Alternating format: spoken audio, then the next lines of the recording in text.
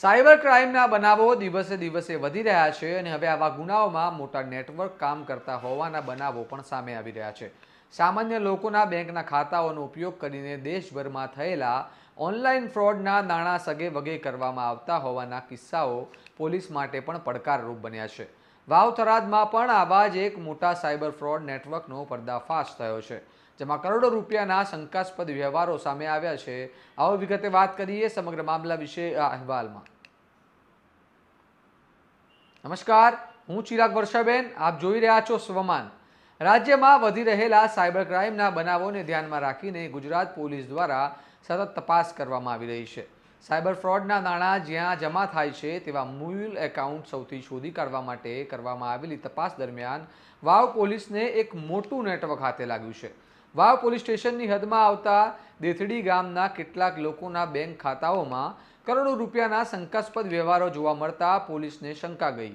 ત્યારબાદ પીએસઆઈ એમ કે વસાવા અને તેમની ટીમ દ્વારા કરવામાં આવેલી તપાસમાં ખુલ્યું કે આ લોકો સંગઠિત રીતે સાયબર ફ્રોડના નાણાં સગે વગે કરવાની પ્રવૃત્તિમાં સંકળાયેલા હતા. તપાસમાં બહાર આવ્યું છે કે આરોપીઓ સામાન્ય લોકોના બેંકના ખાતાઓ ભાડે કે કમિશનના આધારે મેળવી લેતા, ત્યારબાદ દેશભરમાં સાયબર ફ્રોડનો ભોગ બનેલા લોકોના નાણાં આ ખાતાઓમાં જમા થતા હતા. પછી આ નાણાં ઓનલાઈન બેન્કિંગ દ્વારા અન્ય ખાતાઓમાં ટ્રાન્સફર કરી તેને રોકડ અથવા ક્રિપ્ટોકરન્સીમાં રૂપાંતરિત કરી સગે વગે કરવામાં આવતા. પોલીસ તપાસમાં અંદાજિત 3 કરોડ રૂપિયા જેટલા શંકાસ્પદ નાણાંના વ્યવહારો સામે આવ્યા છે.